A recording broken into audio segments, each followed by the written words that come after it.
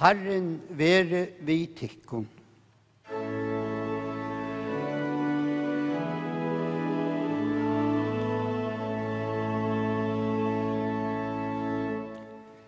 Latum okkum öll bia.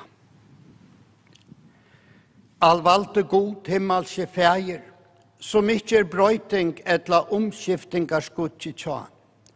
Vær tøkkun tær fyrir nage ved nage, som to i taimon undanfaren og tøyenon heve sunt okkon og fetrum okkara. Og vær byen til fyrir tjev okkon sinter okkara, fyrir Jesu Krist skuld, og gjør navn tøyt urme til frelse, og til styrke tja følge okkara, og til åre som vi nå byrja, og Jesu forgåndelig høyme. Og gjev okkon, om i Jesu åre okkara tøyme skulle komme, ta sælet for inn i et himmelska rujt, fyrir øynbarna sån til Jesus Krist, som vidt der liver og rævor i øynløyka høylava andans og en sannur god altur og æver atlar.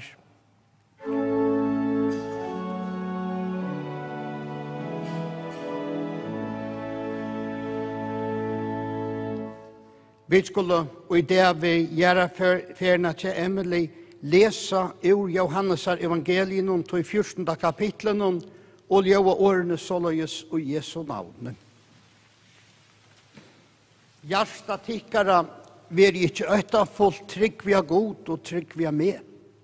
Og i fægers munns huse mennesker bostæger. Vart ikke så har jeg sagt tikkun til at jeg fer bostur at tilbyggva stæg fyrir tikkun. Og ta jeg fer bostur og hava tilbyggva stæg fyrir tikkun, kom jeg atter og skal teka tikkun til mun, til tess at det som skulle tid øysne vera. Og hver færre her vita til veien. Thomas sier vi han, Herre, vi vet ikke hvert og fest. Hvordan skulle vita veien? Jesus sier vi han, i opprøsnen og løybe. I veveren, sannløyken og løybe. Ånden kjem til fægeren utan vi mer. Fri lete jeg etter tjatikkon, mun fri djev jeg tikkon. I djevet tikkon ikke ånds og høymeren djevor. Hjertatikkara øttest ikke. Og reist ikke. Amen.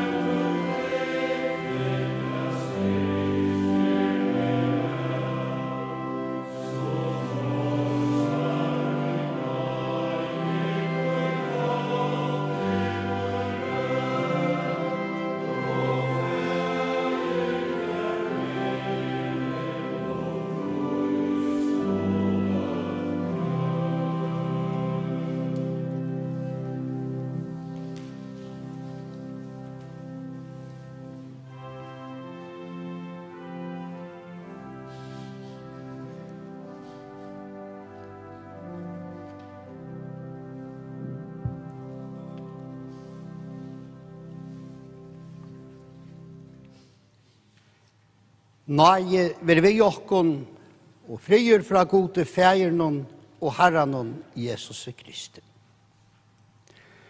Så trøstar og nei tøyn gau til mun røkk, og fægir ter vere lovprøys og øll tøkk.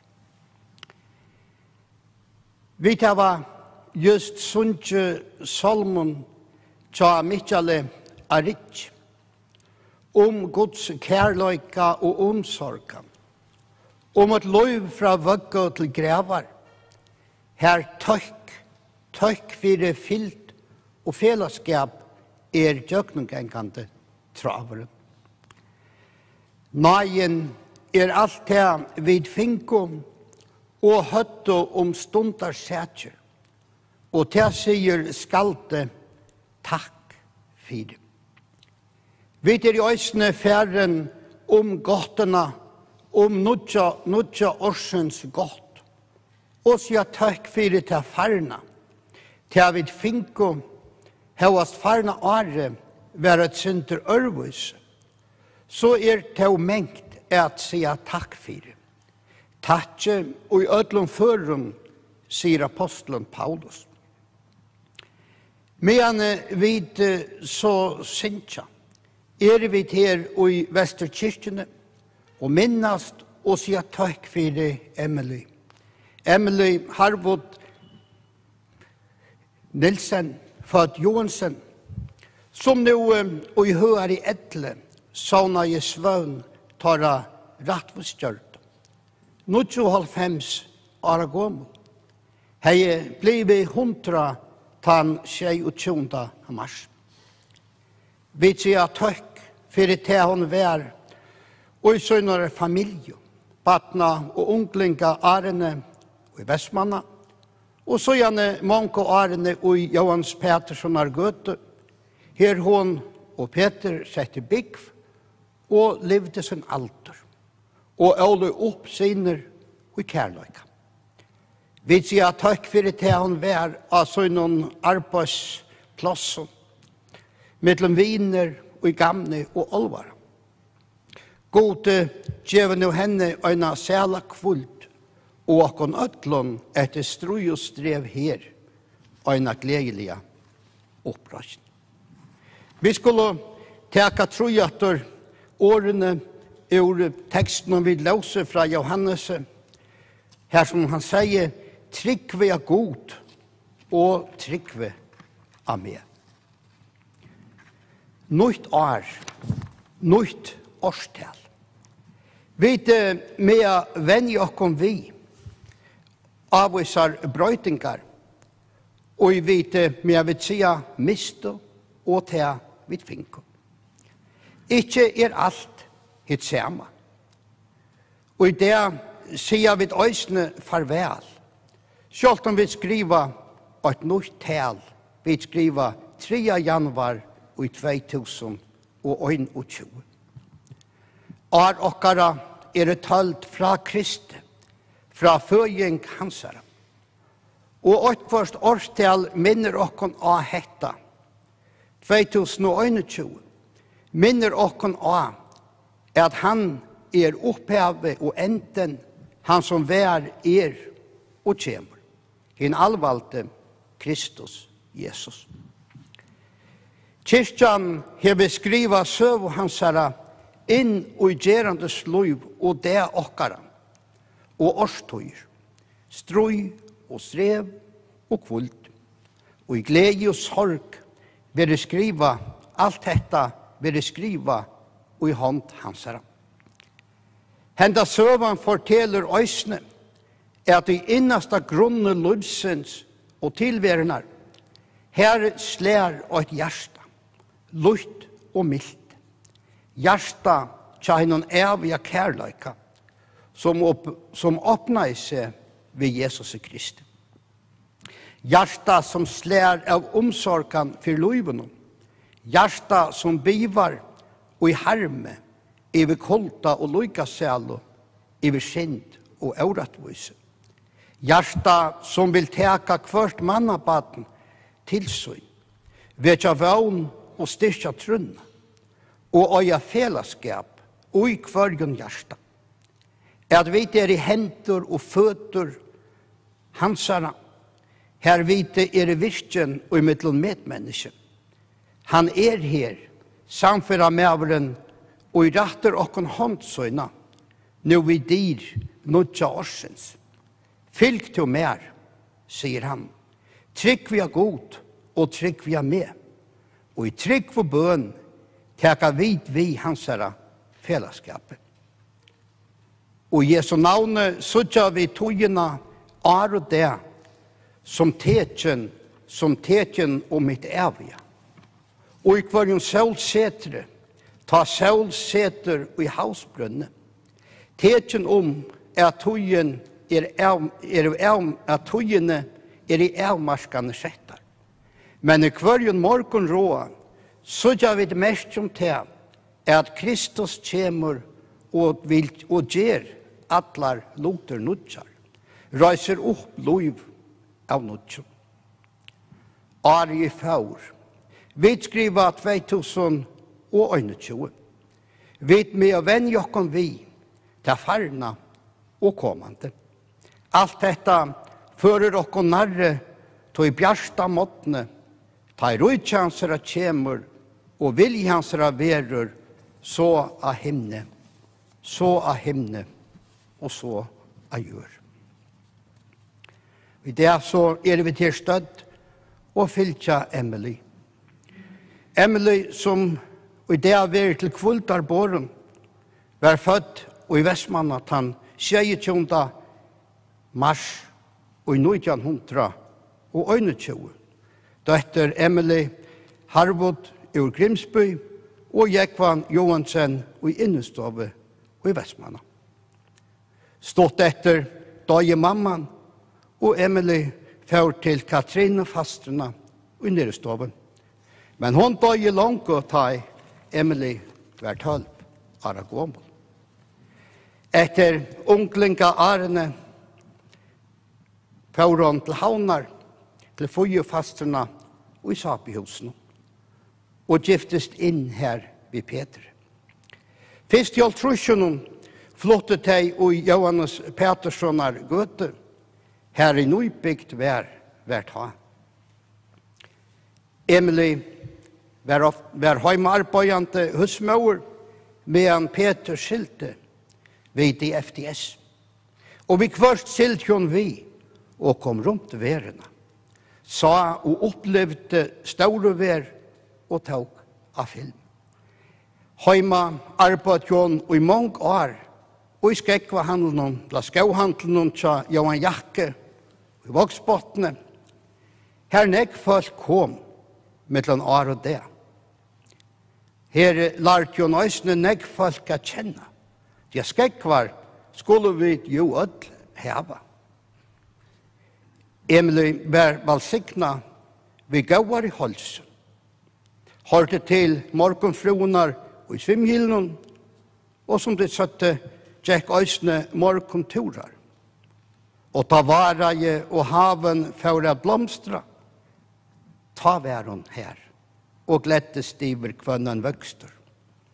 Og vel fylte teg vi fotbolten her i HP, altøynar hever haft nekv at hoja. Emily refeste familjene høgt, var saunande som kona, mauer og omma. Herren var klar vid døvran. Ta i drøntjener og i døvra stedjen og skolan kom i høy. Og alt og ta der fjorja steater, som det søtte, så stod hon av gottene, vinkande farvel til der fjorja ur eksjon. Gav minne det døyra bære førninger vujare av livsløyene.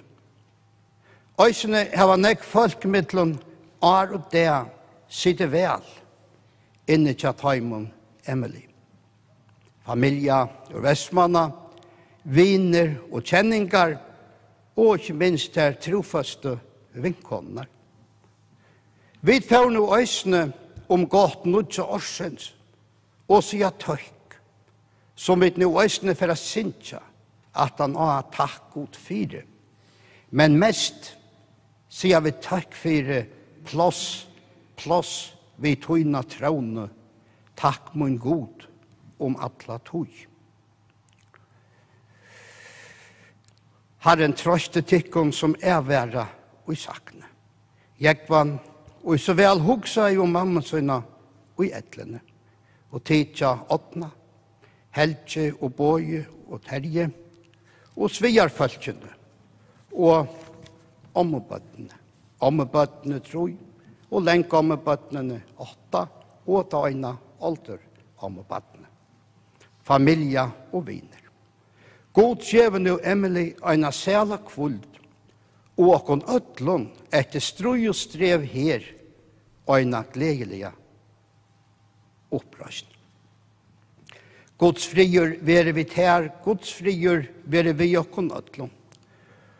Og hefsen åren så vil henne løsa fri iver minne om Emily Harbod Nilsen. Frier Guds ter være vi, oi æver Herrans fri. Lat okkon bia. Gåe god og himmelske fægir. Til som en løvsala påskamorgenen røste såntun opp fra hennom deg. Vi sier at her det takk for Emily, og takk for løyve, og i vikendje og motgendje vi glede og sorg. Hjelp okna sirke og sakna okkar kære, men ikke som teg og i ånga vågnøy. Lat okkon heratre møte kvila og inne kristne vågnene, her som til ljøs og okkara øynasta bjarging. Og hjelp okkon at vinna sier av deians øyta, og i vissare vågn opprøsn og evet liv. Og minn okkon til endan så, at her til som teller der okkara, så at vi og hjertans anfeltene lukka som fæta trunna av Jesu Krist. Det ber vi om og Jesu navn. Amen. Så vil jeg for det værende takka ødel og hjertelige som imiskan hatt det var sunt hjelpsemme og samkjensla.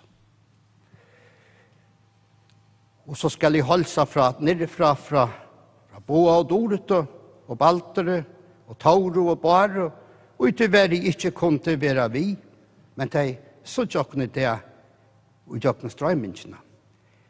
Og til at det halsa. Og så skal jeg si takk til her trofaste vinkkoner og vinfolk, og jeg har vitja Emily.